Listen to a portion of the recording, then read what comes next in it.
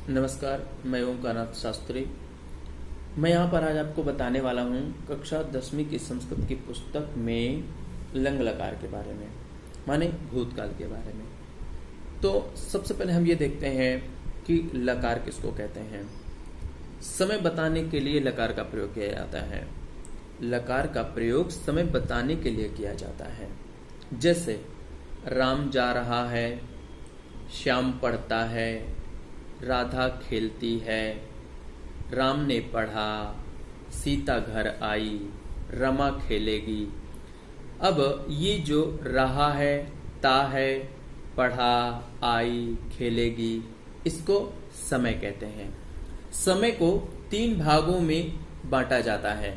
कौन कौन सा? वर्तमान काल, भूतकाल और भविष्यकाल। वर्तमान काल किसको कहते हैं? जो कार्य अभी हो रहा है, जो कार्य अभी हो रहा है, वर्तमान काल में जो कार्य अभी हो रहा है उसे वर्तमान काल कहते हैं। जो कार्य अभी हो रहा है उसे वर्तमान काल कहते हैं। जैसे राम जा रहा है, राम जाता है।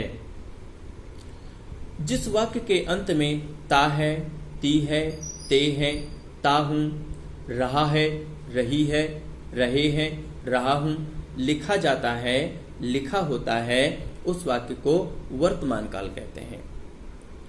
जैसे राम जा रहा है, राम जाता है, इन वाक्य के अंत में ता है, रहा है, लिखा हुआ है, तो ये वर्तमान काल होते हैं। इन्हें वर्तमान काल कहा जाता है। संस्कृत में इसका प्रयोग लट लकार में होता है। जैसे रामः पठति, सीता गच्छति, इस तरीके से प्रयोग किया जाता है। लकार का प्रयोग तथा उनके नाम, इनके बारे में पढ़ते हैं। लकारें 10 प्रकार की होती हैं, लेकिन मुख्य रूप से 5 लकारों के बारे में ही ज्यादातर बात की जाती है। आइए इन 5 लकारों के बारे में देखते हैं।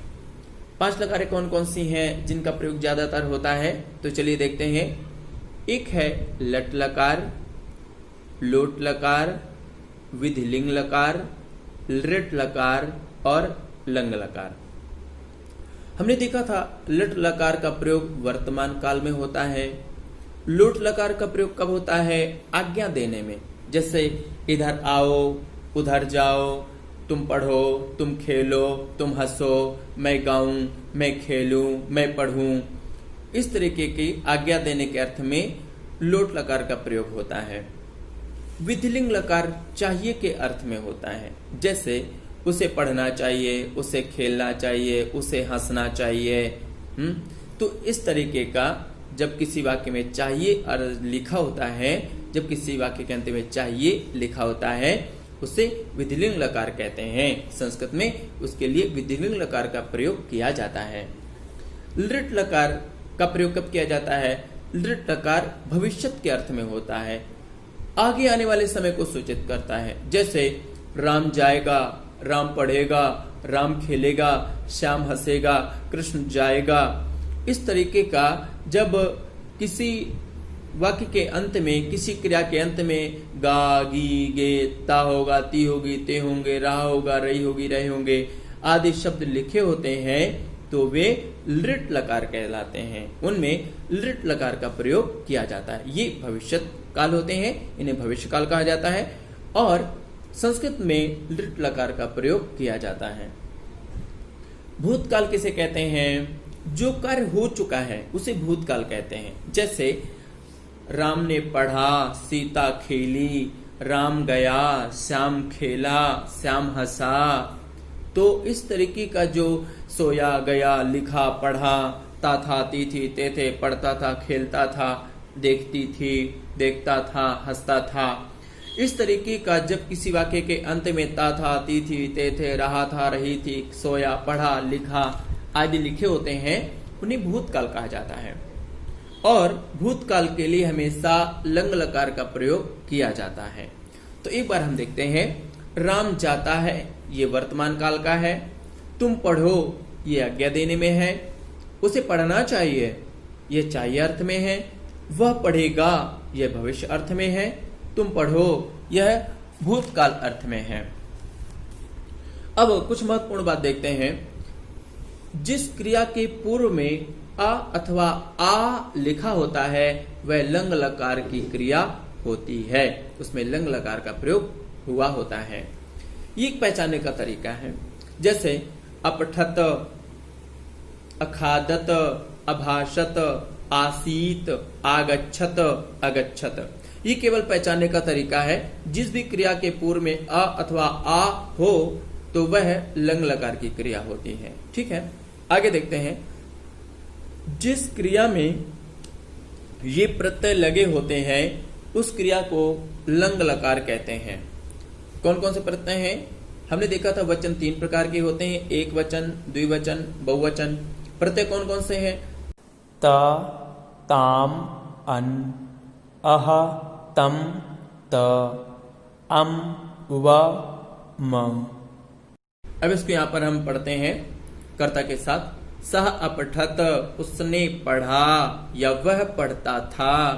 तो अपठताम, उन दोनों ने पढ़ा या वे दोनों पढ़ते थे। ते अपठन, उन सब ने पढ़ा अथवा वे सब पढ़ते थे। तुम अपठः, तुम पढ़ते हो अथवा तुमने पढ़ा। युवाम अपठतम, तुम दोनों ने पढ़ा अथवा तुम दोनों पढ़ते हो। यूयम अपठत, तुम सब पढ़ते हो अथवा तुम सबने पढ़ा।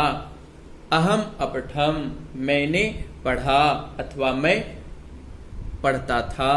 आवाम अपठाव, हम दोनों ने पढ़ा अथवा हम दोनों पढ़ते थे। वयम अपठाम, हम सब पढ़ते थे अथवा हम सब ने पढ़ा।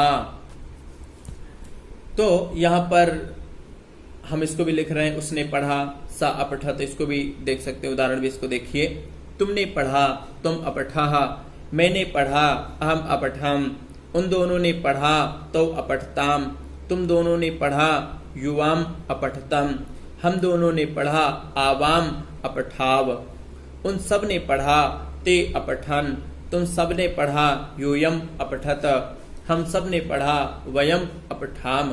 अब ध्यान देने वाली बात यह है कि भूतकाल का प्रयोग करने के लिए 3 लकारों का प्रयोग किया जाता है। कौन कौन सी लकारें हैं? लंग लकार, लिट लकार और लुंग लकार। लेकिन आजकल ज्यादातर जो प्रयोग में लकार लाई जाती है वह केवल लंग लकार ही प्रयोग में आती है। लेकिन कहीं कहीं पर लिट लकार और लुंग लकार का भी प्रयोग होता है, लेकिन ज्यादातर लंग लकार का ही प्रयोग किया जाता है। देखते हैं इन लकारों का प्रयोग कब किया जाता है। कल के भूतकाल के लिए लंग लकार का प्रयोग किया जाता है। लंग लकार का प्रयोग कल के भूतकाल के लिए किया जाता है।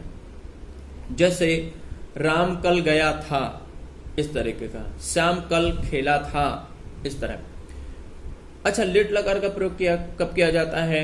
लिट लकार का प्रयोग ऐतिहासिक बात बताने के लिए किया जाता है। जैसे राम राजा हुए, तो यहां पर लिट लकार का प्रयोग किया जाएगा। क्यों? क्योंकि यह ऐतिहासिक बात है। अब लुंग लकार का प्रयोग कब किया जाता है? लुंग लकार का प्रयोग होता है आज के भूतकाल के लिए। जैसे आज की बात हो रही है, मैं घर गया था, मैं खेला था, मैं किताब पढ़ रहा था, मैंने किताब पढ़ी थी, मैं किताब पढ़ता था। आज की बात अगर हो रही है भूतकाल में तो लुंग लकार का प्रयोग होगा। अगर कल की बात हो रही है तो लंग लकार का प्रयोग होगा। अगर ऐतिहासिक बात के लिए है तो वहां पर लिट लकार का प्रयोग होता है। एक एक उदाहरण भी देखते हैं। लंग लकार का देखते हैं।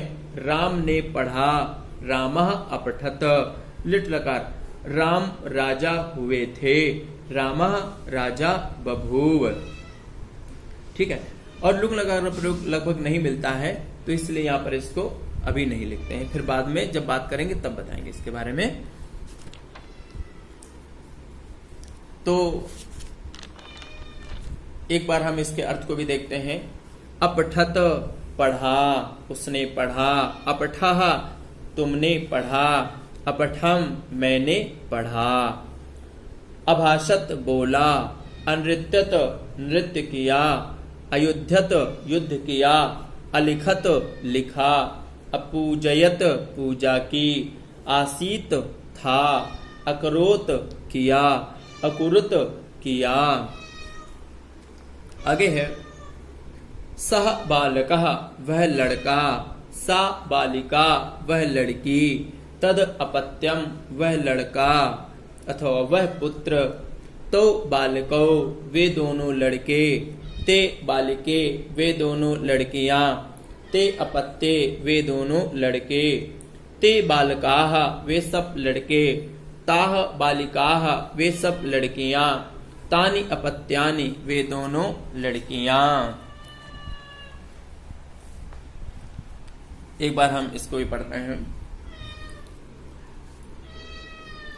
अनृत्यत अनृत्यताम अनृत्यन, अनृत्यः अनृत्यतम अनृत्यत, अनृत्यम अनृत्याव अनृत्याम, अभाषत अभाषेताम अभाषन्त, अभाषथाः अभाषेथाम अभाषध्वम, अभाषे अभाषावहि अभाषामहि, अयुध्यत अयुध्येताम अयुध्यन्त, अयुध्यथाः अयुध्येथाम अयुध्यध्वम, अयुध्ये अयुध्यावहि अयुध्यामहि, अलिखत अलिखताम अलिखन, अलिखः अलिखतम अलिखत, अलिखम अलिखाव अलिखाम, अपूजयत अपूजयताम अपूजयन, अपूजयः अपूजयतम अपूजयत, अपूजयम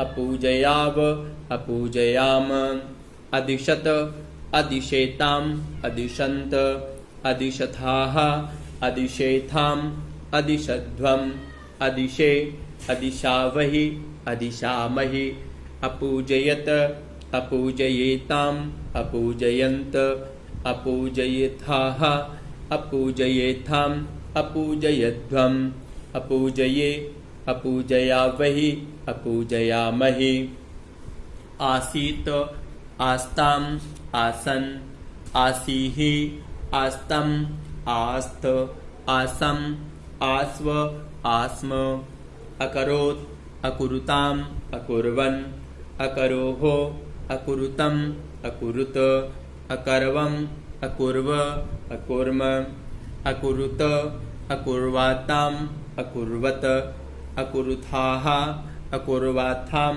अकुरुध्वम, अकुर्वी अकुर्वहि अकुर्महि। तो यहाँ पर हमने लकार के परस्मै पद और आत्मनेपद पद रूपों को देखा। अगली बार हम अगली विषय वस्तु को देखेंगे। तब तक के लिए आप सभी लोगों को नमस्कार।